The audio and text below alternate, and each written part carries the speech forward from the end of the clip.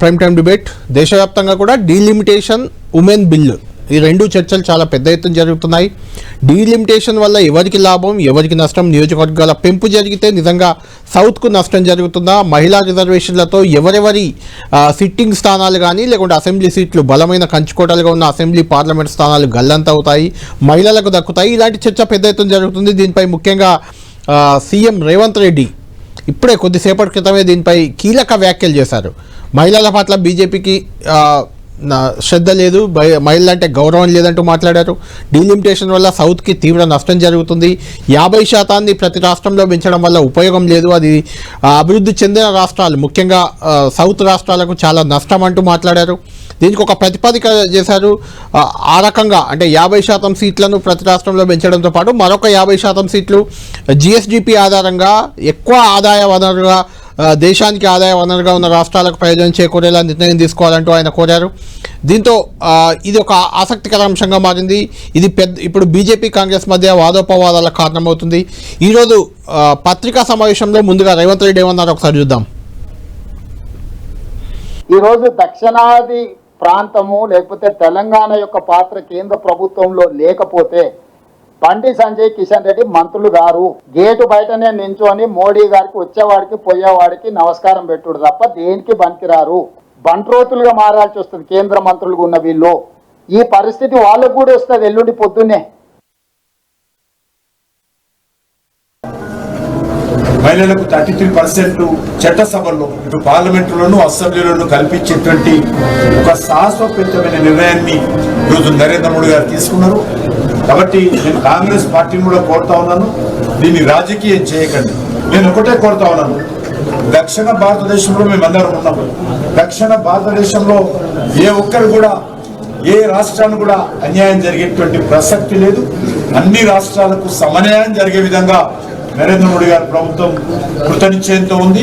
ఆయన ప్రతి వారానికి ఒకసారి ఢిల్లీకి ఎందుకు వెళ్తున్నాడో ఆయన తెలంగాణ ప్రజలకు చెప్పాలి.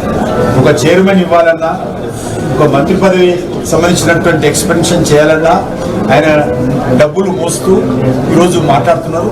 అంతే తప్ప భారతీయ జనతా పార్టీలో ఏ రకంగా కూడా మేము ఆ రకంగా వ్యవహరించాము. కాబట్టి ఆ రకంగా మాట్లాడము ఆయన విజ్ఞతగా వదిలేస్తున్నది.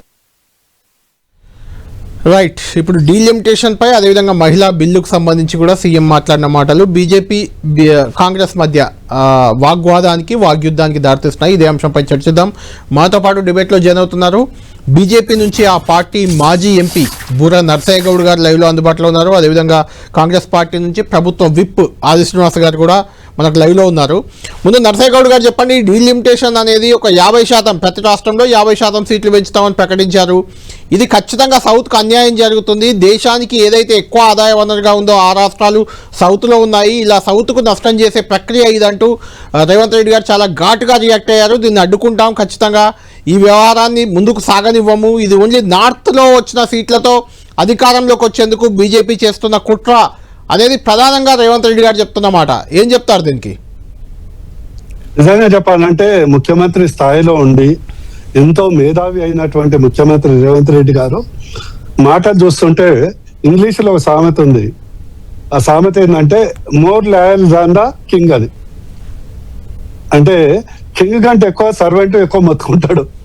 నాకు ఇప్పుడు రాహుల్ గాంధీ కంటే ఎక్కువ రేవంత్ రెడ్డి గారే ఎక్కువ దాని గురించి మాట్లాడుతున్నట్టు తెలుస్తుంది.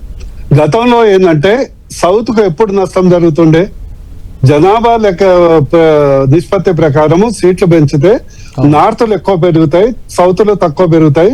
అందుకొరకు దాన్ని ఖచ్చితంగా బీజేపీ పార్టీలో మేము కూడా అంతర్గతంగా అనేక సార్లు పార్టీలో కూడా పెంచితే మేమే కాకుండా కాంగ్రెస్ కానీ ఇతర ఇండి బ్లాక్ పార్టీలు కానీ అందరూ ఏంటంటే ప్రస్తుతం ఉన్నటువంటి సీట్లు ఎన్ని ఉన్నాయో దానికి ప్రపోర్షనేట్ గా అంటే 10 ఉంటే 15 చేయండి, 20 ఉంటే దాని ప్రపోర్షనేట్ పెంచండి. అంతేగాని జనాభా లెక్కలు తీసుకుంటే ఈ జనాభా నియంత్రణకు పాటించినటువంటి రాష్ట్రాలు కేవలం ఇవే కాదు, ఈవెన్ సౌతే కాదు, నార్త్ ఈస్ట్ కానీ west part of the country Gujarat లాంటి రాష్ట్రాలు కానీ ఇవి కూడా నష్టపోతాయి కాబట్టి అనే ప్రతిపాదన చెప్తే వాటన్నిటిని పరిశీలించినాక మోడీ గారు, అమిత్ షా గారు ఎన్ని సీట్లు ఉన్నాయో వాటికి నిష్పత్తి ప్రకారం 50% పెంచడం జరుగుతుందని చెప్పడం జరిగింది. దానికి అనుకూలంగానే ఒక నూతన పార్లమెంట్ భవన్ సీట్స్ కూడా ఏర్పాటు చేయడం జరిగింది. That is number 1.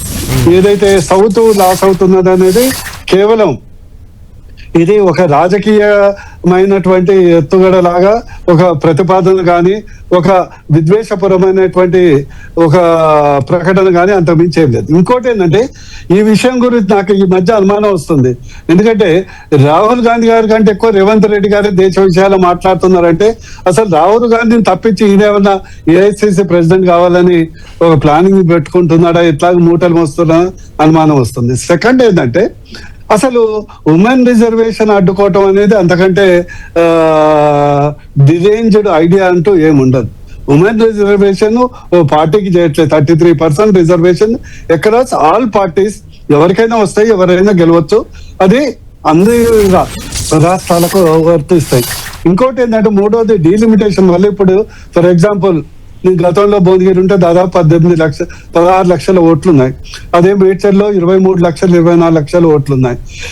ఈ యొక్క డీలిమిటేషన్ వల్ల జనాభా తగ్గి నిష్పత్తి తగ్గి ఎంపీలకు ప్రజలతో ఇంకెక్కువ మమేకమయ్యే అవకాశం ఉంటుంది. అది బెనిఫిట్ అవుతుంది. ఇంకోటి ఏంటంటే నిమ్న వర్గాలకు కూడా మహిళలకు ప్రత్యేకించి ఇంకోటి ఏంటంటే రేపు అంబేద్కర్ జయంతి. అంబేద్కర్ గారు ఎందుకు కాంగ్రెస్ ప్రభుత్వం నుంచి ఒక లా మినిస్టర్ గా రాజీనామా చేశారు? అప్పుడు వారు ప్రతిపాదించింది మహిళలకు అంటే 1915 47, 48, 15 మహిళలకు కూడా సమాన హక్కులు ఉండాలి, వాళ్ళకు ఆస్తిలో కానీ పెంపకంలో కానీ అడాప్షన్ లో కానీ చట్టసభల్లో ఉండాలని హిందూ కోడ్ బిల్ అని తేవటం జరిగింది. కానీ అప్పుడు నెహ్రూ గారు కాంగ్రెస్ పార్టీ దాన్ని అడ్డుకుంటే మనస్తాపంతోనే మన అంబేద్కర్ గారు వారు లా మినిస్టర్ గా రాజీనామా చేయడం జరిగింది. ఏ రకంగా చూసినా కూడా ఇందులో ముఖ్యమంత్రి గారు చేసిన వాదనలో ఎలాంటి నరసింహ గౌడ్ గారు మీరు ఒక్క మహిళనైనా దేశ బీజేపీ అధ్యక్షురాలిగా చేశారా అనేది ఒక ప్రశ్న రేవంత్ రెడ్డి గారు ఈ రోజు లేవనెత్తారు. మీకు మహిళలు అంటే చిన్న చూపు, అందుకే మీరు అధ్యక్షురాలిగా ఒక్కసారి కూడా మహిళను చేయలేదు అనేది. ఇక రేవంత్ రెడ్డి గారు ఇప్పుడు ఏంటంటే నోరున్నది ఏదన్నా పారేసుకుంటుంటే, ఎందుకంటే ఆయన భాషని ప్రసన్నం చేసుకోవాలి. అక్కడ మూటలు మొయ్యాలి, ఇక్కడ మాటలు మొయ్యాలి. ఎందుకంటే లేకుంటే ఆ పదవి ఏంటంటే దండ గండం. ఇకపోతే బీజేపీ గురించి మహిళల గురించి 33% రిజర్వేషన్ తెస్తుంది వాళ్ళ కళ. రెండోది గతంలో ఒక ఆదివాసీ మహిళలకు ఒక దేశ అత్యున్నతమైన పదవి చెందింది. మన తెలంగాణ చిన్నమ్మ ఏదైతే ఉందో తెలంగాణ చిన్నమ్మ సుష్మా స్వరాజ్ మనకు అప్పుడు అపోజిషన్ లీడర్ ఉండి వారి యొక్క సహకారంతోనే వారి యొక్క వాగ్దాడితోనే మన తెలంగాణ సహకారమైంది. మనం మర్చిపోవద్దు. అందుకొరకే ఈ పసలేని వాదనలు వద్దు. రాహుల్ గాంధీని ప్రసన్నం చేసుకోవాలని. ఇంకోటి ఏంటంటే వారి ప్రతిపాదన చాలా విడ్డూరమైనది. ఏంటంటే జిఎస్టిపికి అంటే డబ్బులకు సీట్లకు ఓట్లకు లింకులు చూస్తే ఒక డాక్టర్ గా మాకు మెడికల్ భాషలో ఒక కండిషన్ ఉంది. ఏం కండిషన్ అంటే దాన్ని డిజావు అంటారు. డిజావు అంటే గతంలో జరిగినటువంటి సంఘటనలనే జీవిస్తుంటాయి. అంటే నోటుకు ఓటు, మూటలకు సీటు ఏదైతే ఉందో అదే మనసులో పెట్టుకోది మూటలను బట్టి సీట్లు ఉండాలి అనే ప్రతిపాదన అంటే అంతకంటే విడ్డూరం లేదు. రేపు ఇది కూడా అంటారు ఆస్తిని బట్టి ఓటు ఉండాలి. కోటీశ్వరులకు 5 ఓట్లు ఉండాలి, లేనోడికి 1 ఓటు ఉండాలి. ఇట్లాంటివి అంటే ఇక మళ్ళీ వస్తాను. ఒక్కసారి ఆదిశ్రీనివాస్ గారు వెర్షన్ తీసుకొని మీ దగ్గరికి వస్తాను. ఆదిశ్రీనివాస్ గారు ఇప్పుడు జిఎస్డిపిని లింక్ చేయాలి, 50% సీట్లు పెంచడం వల్ల నష్టం జరుగుతుంది సౌత్ కు, ఇలాంటి వాదనని నరసింహ గౌడ్ గారు క్లియర్ గా కొట్టిపడేస్తున్నారు. ఎందుకంటే ఆదాయం ఇచ్చే రాష్ట్రాలకు ఎక్కువ ఓట్లు సీట్లు, ఇదేంటి అసలు ఈ వాదన ఏంటి అనేది నరసింహ గౌడ్ గారి అబ్జెక్షన్ గా కనిపిస్తుంది. ఇక మహిళల విషయానికి మహిళలకు 33% రిజర్వేషన్ ఇస్తున్నాం, మీరు దానికి సహకరించాలే తప్ప దాన్ని అడ్డుకోవడే ప్రయత్నం జరుగుతుంది, డీలిమిటేషన్ పేరుతో దాన్ని అడ్డుకునే కుట్ర చేస్తున్నారు అనేది కూడా ఒక వాదన. అన్నిటికంటే మెయిన్ రాహుల్ గాంధీ కంటే ఎక్కువ రేవంత్ రెడ్డి గారు మాట్లాడుతున్నారు జాతీయ అంశాలపై. ఏఐసిసి అధ్యక్షుడు ఏమైనా కావాలని చూస్తున్నారా అని కూడా ఒక అంశం. వారి కడుపు అంటే క్లియర్ గా కనిపిస్తా ఉంది. ఇది ఇప్పుడు వారు మాట్లాడినప్పుడు పెద్ద అయిన మధ్యలో బాగుండదు అనుకుంటారని, కానీ ఇప్పుడు మీరు అడుగుతున్న ప్రశ్నలు వేరు, వారు మాట్లాడుతున్న తీరు వేరు. కేవలం రేవంత్ రెడ్డి గారు టార్గెట్ చేసుకుంటూ మాట్లాడండి. సర్వెంట్ కు కింగ్ తేడా పెట్టే ప్రయత్నం చేసేయండి. ఈ రాష్ట్రానికి కింగే కదా రేవంత్ రెడ్డి గారు. అంత చిలుకను చూస్తే ఎలా? వాళ్ళ భాష అయితేనేమో రాజు చూస్తారు, అడుగులో మడుగులో ఉంటుంది దాన్ని. ఆ విధానం కరెక్ట్ కాదు. ఈ రాష్ట్రానికి భాష ఎవరంటే రేవంత్ రెడ్డి గారు. ఇప్పుడు వారి యొక్క సూచన సలహాలు ఇచ్చేటువంటి ప్రయత్నం చేసేటువంటి దాన్ని కూడా ఇంత చురుకుగా మాట్లాడడాన్ని ఇక వారి విజ్ఞతగా వదిలేస్తాం. ఆ విధంగా మాట్లాడము. వారు మెంబర్ ఆఫ్ పార్లమెంట్ ఉన్నారు, చట్టసభలో ఉన్నారు. ఈ రోజు అంటే రేవంత్ రెడ్డి గారు ప్రెస్ మీట్ ద్వారా తెలంగాణ ప్రజలే భావాలు కాదు, దక్షిణాది రాష్ట్రాల భావాలను చెప్పే ప్రయత్నం చేస్తారు. ఆ కోణంలో వారు ఆలోచించారు. ఈరోజు ఉమ్మడి ఆంధ్రప్రదేశ్ లో తెలంగాణకు జరిగిన నష్టం పైన మనం అందరం కూడా గొంతెత్తినాం. ఆల్ పార్టీస్, ఆల్ నాయకులు. ఈరోజు దక్షిణాది రాష్ట్రాలు కూడా ఆ విధమైనటువంటి ప్రమాదం ఉంది కాబట్టి ఇప్పటికే తమిళనాడులో ఒక మీటింగ్ జరిగినప్పుడు కూడా చెప్పడం జరిగింది. దక్షిణాది రాష్ట్రాలలో మనకు జరిగే నష్టం మనం చాలా సింపుల్ అని చెప్పే ప్రయత్నం చేస్తాం. సరే వారు రాజకీయ మాట్లాడి నీకు రాజకీయం అనేక మాట్లాడచ్చు, అనేక చెప్పి దాని కూడా చెప్పే ప్రయత్నం చేస్తా. ఇప్పుడు మహిళల పైన మాకేదో ప్రేమ లేనట్టు వాళ్ళకేదో ప్రేమ ఉన్నట్టు 73 రాజ్యాంగ సవరణ చేసినట్టు రాజీవ్ గాంధీ గారు స్థానిక సంస్థల్లో మహిళా బిల్లులు తీసుకొని వచ్చింది 33% ఈరోజు మన తెలంగాణ మన దేశంలో వచ్చినటువంటి సందర్భం మీరు చూసారు. అంతేకాదు 2000 అప్పుడే సోనియా గాంధీ గారు కాంగ్రెస్ పార్టీ హయాంలో ఈ లోక్సభలో సహకారం చేయలేరు. బీజేపీ సహకరించి లోక్సభలో బిల్లు అప్పుడే ఆమోదించింది, రాజ్యసభలో ఆమోదం చెందింది. 2023లో కూడా బిల్లు పెడితే మేము మద్దతు ఇచ్చినాం. 2024 మొన్న ఎలక్షన్ లో ఎందుకు మహిళా బిల్లు మీద ముందుకు వెళ్ళి దానికి ఏం సమాధానం చెప్తారు? ఈరోజు మీరు మహిళా బిల్లును ఒక కోణము, సీట్ల పెంపును మరో కోణం, రెండు మీరు ఇక్కడ మీరు గమనించాలి. మీ మహిళా బిల్లుకు వ్యతిరేకం కాదు. ఎందుకు 2023లో బిల్లు తీసుకొచ్చిన తర్వాత 2024 ఎన్నికలు పెట్టారంటే ఆ రోజు 180 సీట్లు పార్లమెంట్ లో మహిళాతులు వచ్చేవాళ్ళు కదా. అంటే రాజకీయ ప్రయోజనాల కోసం మీరే చేసే ప్రయత్నాన్ని మీరు తప్పటి ప్రయత్నం చేస్తున్నాం. మహిళలకు సంబంధించి స్థానిక సంస్థల్లో తీసుకొచ్చింది కాంగ్రెస్ పార్టీ. ఈరోజు గతంలోనే రాజ్యసభలో ఈ మహిళా బిల్లును ఆమోదింప చేసింది కాంగ్రెస్ పార్టీ. ఆ రోజు మీరు పట్టించుకోకుండా బీజేపీ లోక్సభలో ఏమాత్రం కూడా దీనికి సహకారం అందించినటువంటి వీళ్ళు ఈరోజు ఆగమేఘాల మీద ఈరోజు ఆ రోజు చట్టం ఏం తీసుకొచ్చారు అసెంబ్లీ బహుశా పార్లమెంట్ లో మీరు ఉంటారు. 2026 దేశ జనాభా గణన తర్వాతనే 2029లో మహిళా చట్టం తీసుకొని వస్తాం కూడా చట్టం చేసినట్టుగా పార్లమెంట్ లో జరిగింది. ఇప్పుడు ఎందుకు వాళ్ళు 2011 లెక్కల ప్రకారం ముందుకు పోల్చమని అడావుడి చేస్తున్నారు? ఇందులో రాజకీయ కోణం కనిపించకపోతే మరేంటి? ఆ అంశాన్ని చెప్పే ప్రయత్నం చేస్తున్నారు. ఈ రోజు తెలంగాణ ముఖ్యమంత్రిగా భారతదేశం ఒక పౌరుడు కూడా ప్రశ్నించవచ్చు. కానీ తెలంగాణ రాష్ట్ర ముఖ్యమంత్రి ఉన్నారు రోజు వారికి ఉన్న ఎలివేషన్ ఈ రోజు బయట ప్రపంచం తెలుస్తున్నది. వారి ఐడియాలజీ ఈరోజు కాంగ్రెస్ పార్టీ సిడబ్ల్యూసీ సభ్యుడిగా వారు సిడబ్ల్యూసీ లో పాల్గొన్నటువంటి సందర్భంలో సిడబ్ల్యూసీ జరిగినటువంటి అంశాలను వారు సూచన సలహాలు ఇచ్చిన తర్వాత వారు మాట్లాడుతున్నారు. తెలంగాణలో మొదటి అక్షరంగా మీరు మీ టీవీలో కానీ ఇతర టీవీలో రావడానికి అవకాశం ఉంటది. మంచి పాయింట్ అయితే దేశవ్యాప్తం కూడా వస్తుంది. మా రాహుల్ గాంధీ గారు అభినందిస్తారు ఇలాంటి నాయకత్వం. అంటే ఆది శ్రీనివాస్ గారు ఇక్కడ ఒక ప్రధాన పాయింట్ ఏంటంటే ఇంతకు ముందు జనాభా ప్రాతిపదికన అదే చెప్తున్నాను సీట్లు పెంచుదాం అనుకున్నారు. దానికి ఖచ్చితంగా సౌత్ కు నష్టం అని అందరి నుంచి అబ్జెక్షన్లు వచ్చాయి. దాన్ని వెనుకకు తీసుకున్నారు మొత్తానికి. ఇప్పుడు 50% ఇక్కడ 10 ఉంటే 15 అవుతాయి, అక్కడ 50 ఉంటే 25 అవుతాయి. అంటే 50% పెరుగుతుంది. దానివల్ల అంటే గతంలో ఇందిరాగాంధీ నియోజకవర్గాలు విభజన చేసినప్పుడు తప్పుడు విధానం అవలంబించిందని మీరు అంటారా? అది మార్చాలంటారా? ఇప్పుడైతే ఈ ప్రాతిపదికతో నష్టం ఏం లేదు కదా. ఇప్పుడు అక్కడ ఉన్నవా 50% పెరుగుతాయి, ఇక్కడ ఉన్నవి 50% పెరుగుతాయి. నా మాట అదే అంటాను. మనం 1967లో ఒకసారి సీట్ల సవరణ జరిగింది, 1976 ఒకసారి సీట్ల జరిగింది, 5,000 నుంచి 5,042 వచ్చింది. సిక్కిం మీద చేస్తే 5,043 అయింది. నేనేమంటున్నా ఈ రోజు మా పాయింట్ మనకు జనాభా ప్రాతిపదికన పోవడం వల్ల దక్షిణాది రాష్ట్రాలకు ఎందుకు నష్టం జరుగుతుంటున్నాం? ఉత్తరాదిన నియంత్రణ మనం పాటించడం తప్ప అనేటువంటి చర్చ జరుగుతుంది. కుటుంబ నియంత్రణ పాటించడం జనాభా తగ్గింది. ఇప్పుడు అక్కడ జనాభా ఎక్కువ ఉండడం వల్ల అంతరం మనకున్నాం. ఇప్పుడు మీరే చెప్పారు అంతరం సంగతి, అది కూడా లెక్కలు చెప్తారు. దాని కూడా లెక్కలు అంతరం సంబంధించి ఈరోజు ఒక జనాభా ప్రాతిపదికన జరగట్లేదు కదా. ఇప్పుడు సీట్ల పెంపు జనాభా ప్రాతిపదికన లేదు.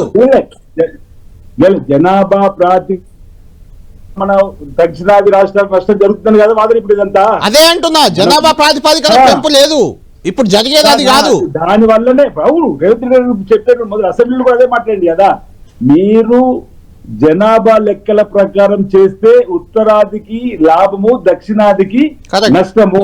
మేము జనాభా నియంత్రణ ఏదైతే ఉందో మేము పాటించడము, ఏదైతే కుటుంబ నియంత్రణ పాటించడం వల్ల మేము నష్టపోవాలన్నా మీరు అనేది చెప్పుతూ ఇప్పుడు అంతరం గురించి మీరు మాట్లాడితే దక్షిణాది 130 ఉన్నాయి, ఒకళ్ళు 50% మించి 190 వెళ్తాయి.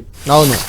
అప్పుడు ఏమవుతుంది? దక్షిణాదిలో అంతకుముందు 413 సీట్లు ఉంటాయి, ఉత్తరంలో 601 సీట్ అవుతాయి. మనతో ఏమవుతుంది? దక్షిణాది రాష్ట్రంలో తెలంగాణ ఆంధ్ర పంచాయతీలకు వెళ్తుంది. రేపు మా తెలంగాణ మాకు కావాలంటే మా దక్షిణ దేశం మాకు కావాలని చెప్పిన పోరాటం మొదలవుతుంది. తెలంగాణ ఎందుకు పోరాటం మొదలైంది? ఆంధ్రప్రదేశ్ లో తెలంగాణ నష్టం జరుగుతుందని చెప్పి మా ఉద్యమం చేసినాం. ఈ రోజు మీరు 631 సీట్లు అక్కడైన తర్వాత మన దక్షిణాది రాష్ట్రంలో ఏం సంబంధం? ఇప్పటికే అసలు దక్షిణాది రాష్ట్రంలో కీలకమైనటువంటి పదవులు బీజేపీకి ఇచ్చే పరిస్థితి లేదు. ఈ రోజు ఇంతకుముందు అన్నారు మహిళలకు ఎందుకు ఇస్తలేని చెప్పంటే రాష్ట్రపతి గారి గురించి చెప్పారు. మేము రాష్ట్రపతి ప్రతిభ మేము చేయలేమా? అది వాళ్ళ పార్టీ కూడా చేయలేరు. కాబట్టి ఇది అంతరం జరుగుతా ఉంది. అంతరం వాళ్ళ మధ్యలో ఇది ఉత్తరాది రాష్ట్రాలకు సంబంధించినటువంటి లబ్ధి చేకూర్చేటువంటి ప్రయత్నం జరుగుతా ఉంది.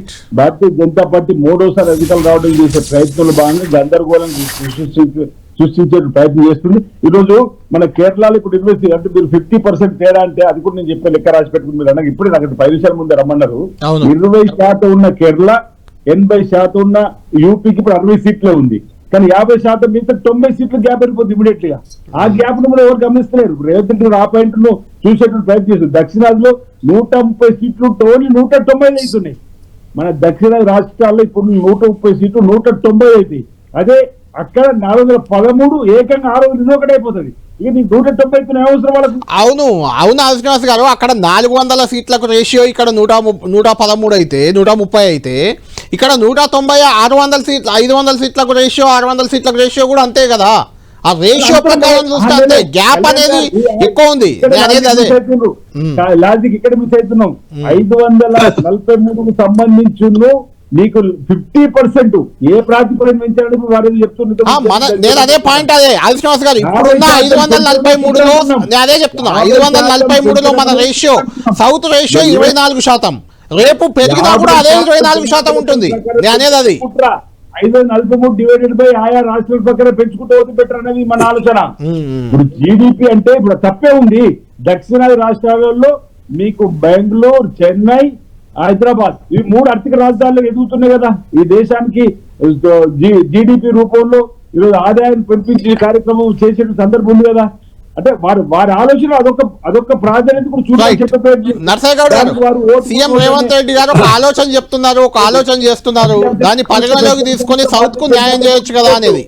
వాషింగ్ పౌడర్ నిర్మాణ తలతలలాడే తెలుపు అన్నట్టు బయట ఉన్నప్పుడేమో అవినీతి అక్రమార్కులు బీజేపీ ఏ రంగానే వాషింగ్ పౌడర్ నిర్మాణ వాడినట్టు తలతల మెరిపించినట్టు వాళ్ళ నాయకులు చేసినట్టు కానీ వీళ్ళు అవినీతి పరులు తీసుకొచ్చి చేసినట్టు మీరు అనరాదా? ఓటు రేవంత్ రెడ్డి పక్క అంటే రేవంత్ రెడ్డి గారేమో ఈ ప్రాంత ప్రజల భావోద్వేగానికి సంబంధించిన అంశం చెప్పే ప్రయత్నం చేస్తే ఇప్పుడు కూడా తెలంగాణకు సంబంధించి దక్షిణ రాష్ట్రంలో ఉన్న వాళ్ళు వాళ్ళ ఆలోచన వాళ్ళ డిమాండ్ సహేతుకమైన ఒక మాట అని సంతృప్తి వాళ్ళం రాజకీయంలో ఒట్టుపరిస్తున్నారు అన్న.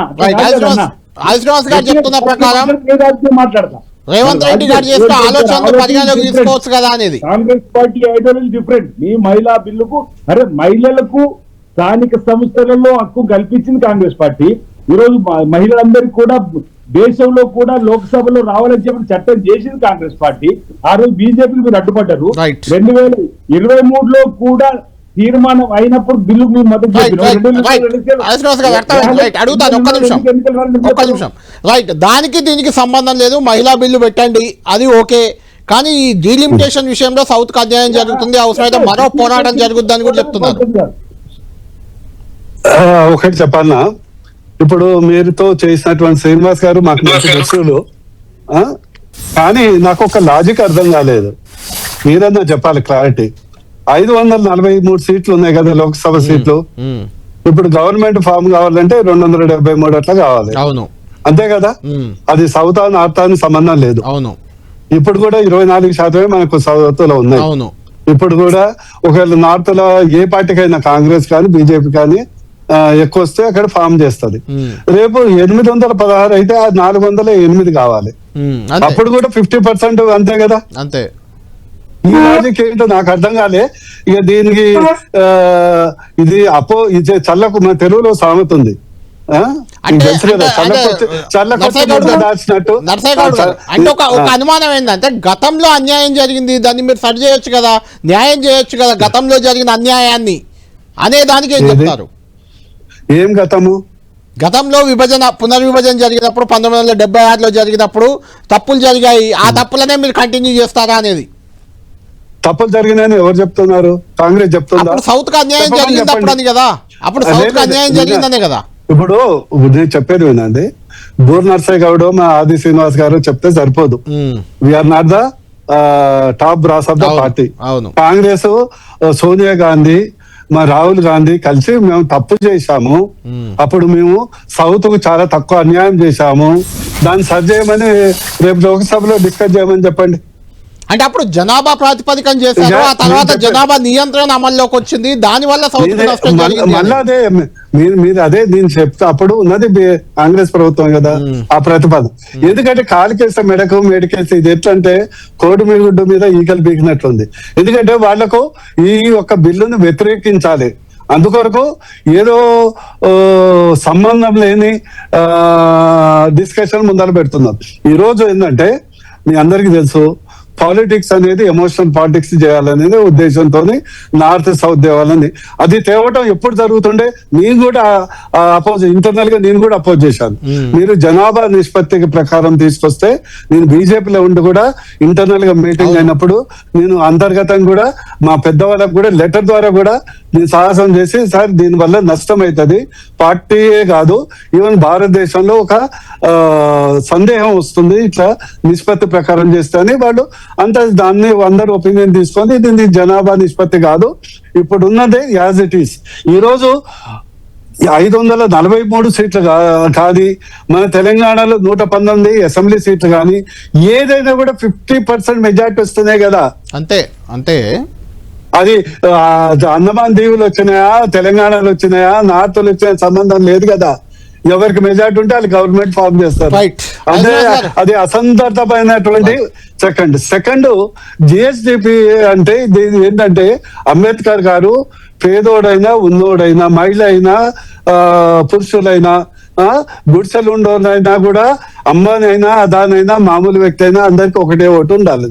రేపు ఇది ఏమంటాడు, పేదోళ్లకు ఓటు వినియోగించే హక్కు తెలియదు కాబట్టి పేదోళ్లకు హక్కు తీయమని కూడా అంటారు. రాష్ట్రాలకు ఎక్కువ సీట్లు ఉండాలంటే పేదోడి కోటు తీసేయాలంటారు అనేది ఒకటి.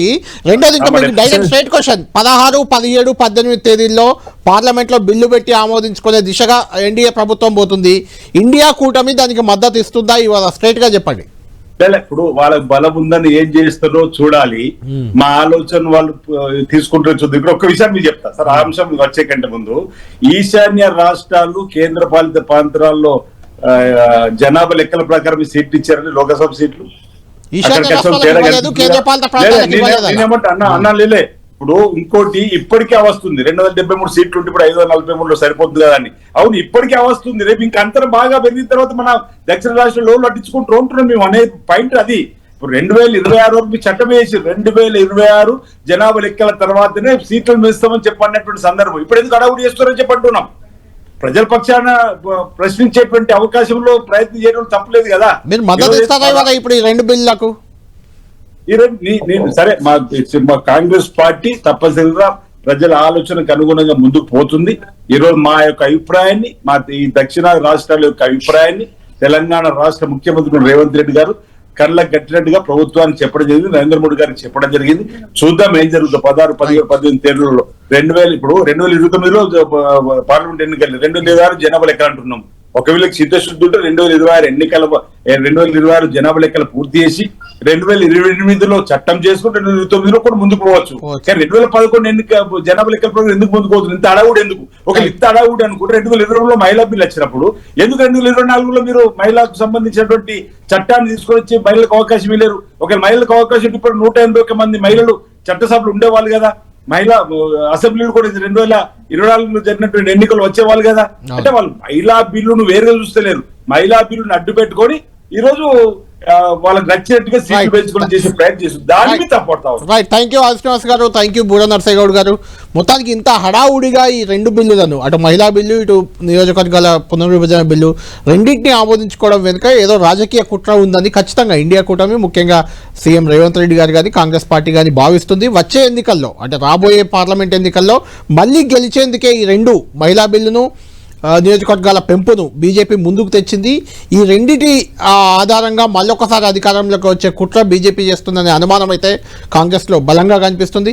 చూడాలి 16, 17, 18 తేదీల్లో ఈ రెండు బిల్లులకు సంబంధించి ప్రత్యేక పార్లమెంటు సమావేశాలు జరగబోతున్నాయి. ఆ సమావేశాల్లో ఏం జరగబోతుంది, కాంగ్రెస్ వాదన, ఇండియా కూటమి వాదన ఎలా ఉండబోతుంది, ఒకవేళ ఈ బిల్లు పెడితే ఆ బిల్లుకు ఏ పార్టీలు అనుకూలంగా ఉంటాయి, ఏ పార్టీలు వ్యతిరేకంగా, మహిళా బిల్లుకి ఎవరు వ్యతిరేకంగా ఉంటారు, నియోజకవర్గాల పెంపు బిల్లుకి ఎవరు వ్యతిరేకంగా ఉంటారు అనేది తెలిపోనుంది. ఇది ప్రైమ్ టైం డిబేట్.